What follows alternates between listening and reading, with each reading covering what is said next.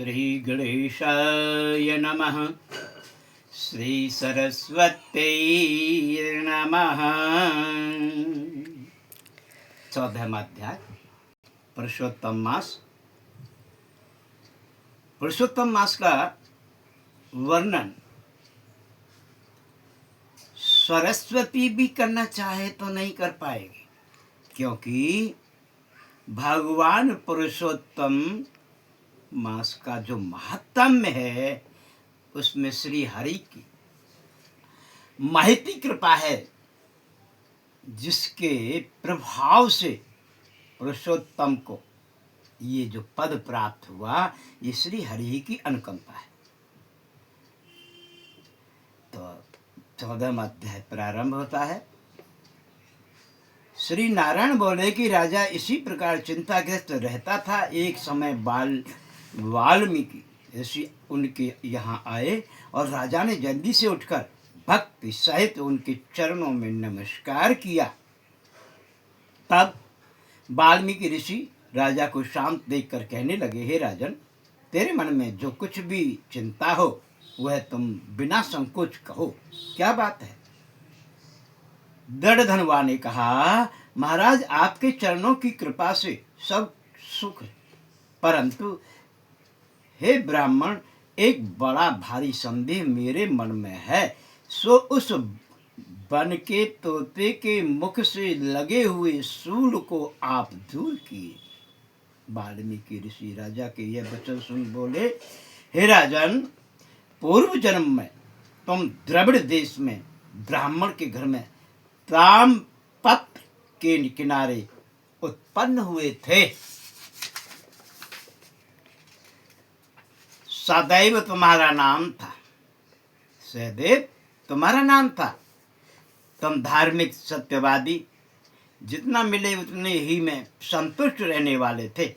तुम्हारी स्त्री उत्तम गुणों वाली गौतम ऋषि की पुत्री गौतमी नाम से विख्यात थी। गृहस्थाश्रम के धर्म में चलने वाले सुदेव को कितना ही काल व्यतीत हो गया, परंतु उनकी संतति नहीं हुई।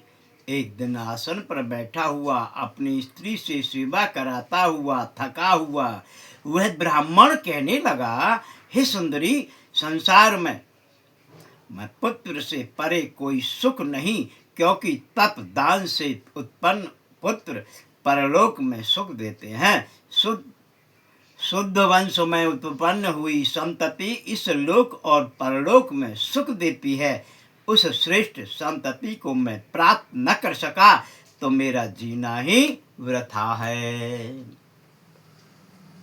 मैंने उसे वेदाध्ययन नहीं कराया, न उसका विवाहित आदि किया, अतः मेरा जन्म वृथा है। इसलिए मेरी मृत्यु शीघ्र ही हो जाए तो अच्छा है। मुझको आयु प्रिय नहीं। इस प्रकार अपने पति के वचनों को सुनकर उस सुंदरी के मन में अत्यंत दुख हुआ और बोली, हे प्राणेश्वर, ऐसे तुच्छ वाक्य मत कहो। तुम्हारे जैसे वैष्णव सूरवीर अभी निराश नहीं होते। हे विप्र, आप सत्य धर्म में तत्पर हैं। आपने तो स्वर्ग जीता है। पुत्र की इच्छा है तो हरि जगन्नाथ की आराधना करो। वह ब्राह्मण श्रेष्ठ अपनी धर्म पत्नी के ऐसे वचन सुनकर निश्चय के साथ ताम्रपर्णी नदी के किनारे चला गया। वहां जाकर पुण्य तीर्थ में स्नान कर महाभयंकर तप करने लगा। ऐसे उस तपोनिधि के 4000 वर्ष बीत गए।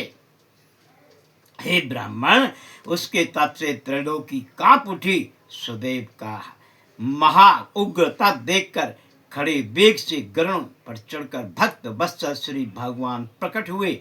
श्री नारायण बोले, हे नारायण जी, नवीन मेघ के समान चतुर्भुज जगत के पालन करने में समर्थ उन मुरारी के आनंदित मुख को देखकर बड़े हर्ष के साथ सुदेव ब्राह्मण ने मुकंद को साष्टांग नमस्कार किया।